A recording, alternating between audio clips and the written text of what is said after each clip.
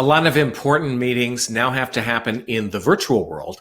What can you do to make sure they are still effective? Hi, I'm Ken Okel. In this virtual talk, we're going to go over some tips that I think can help improve your online meetings.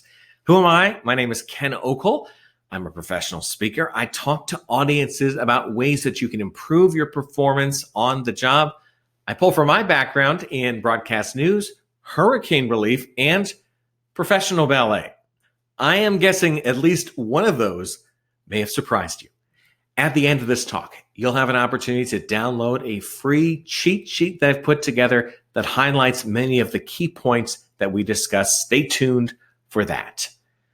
For your online meeting, first tip, you need to have a leader, someone who is running the show, kind of like a virtual master of ceremonies.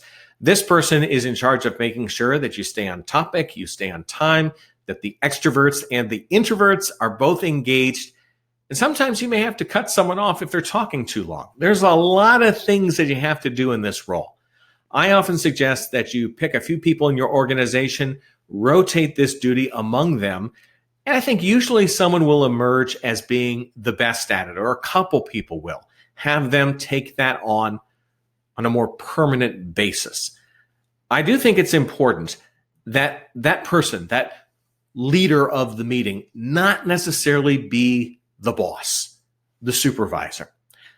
That person probably has a lot of other things going on, and it's better for them to be focused on the meeting, the content of the meeting, rather than the mechanics. Also, sometimes if the boss is leading the meeting, that can have a chilling effect on discussion, on frankness. Better for the boss to be a participant in the meeting and not necessarily the leader. Very important tip.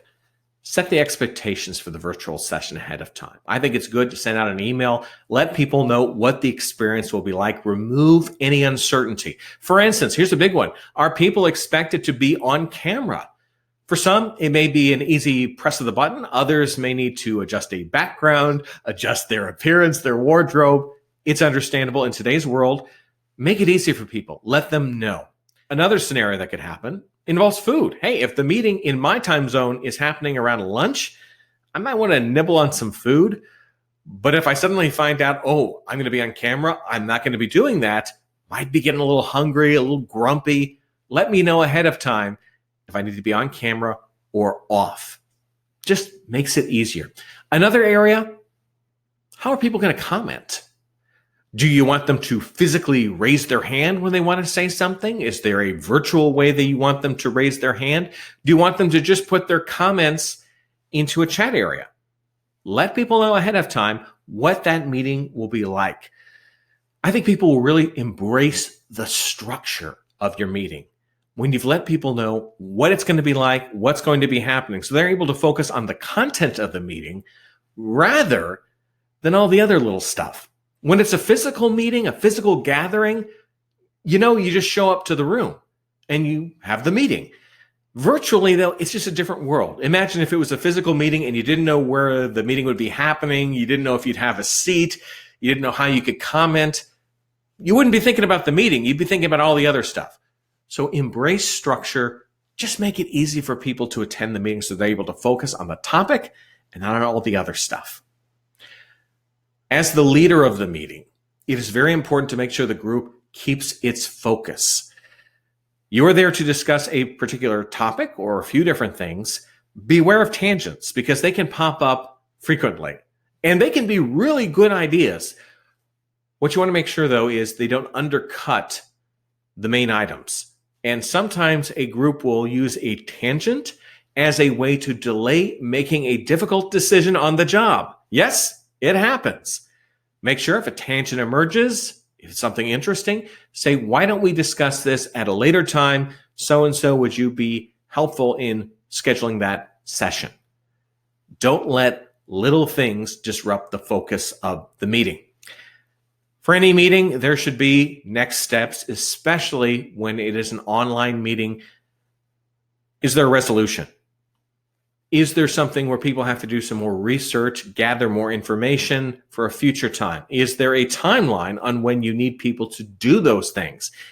If it's left ambiguous, you're probably not going to have a very effective meeting. It's going to be undermined. People get frustrated if they feel like they sat in a meeting that wasn't really reflecting some sort of action item. Make sure there's a next step, a resolution, something that people can look forward to or wait for. If you don't have any of those things, it's more like you're having an online social hour or a birthday party. Those are good, but those aren't necessarily a meeting. And people, if they feel like there's too much fluff, they may not be as active participants in future meetings just because they didn't think it really was a good use of their time.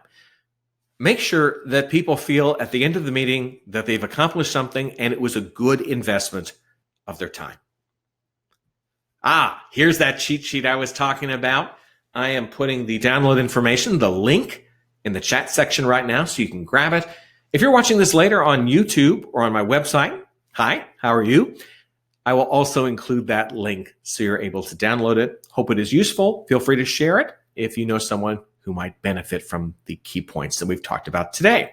For more about me, well, again, my name is Ken Okel. I'm a professional speaker. I talk to audiences about ways you can improve your performance based on my experience in television news, hurricane relief, and professional ballet.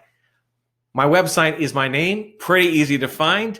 Email me, tvguy@kenokel.com. That email address comes from an old thing that happened to me when I worked in TV news. You'd be out and about, like at a restaurant. People would recognize you. They wouldn't know your name. So they would just yell out things like, hey, TV guy. And I welcome you to connect with me on LinkedIn. I do request when you send that connection request to me, could you put in where we first encountered one another, like in this session? That helps me separate you from the many people who are trying to sell me wonderful things, I'm sure, on LinkedIn. I think you know what I'm talking about. Online meetings are going to be with us for a while, I believe. I hope these tips can help you make these discussions more effective. I'm Ken Okel. Take care.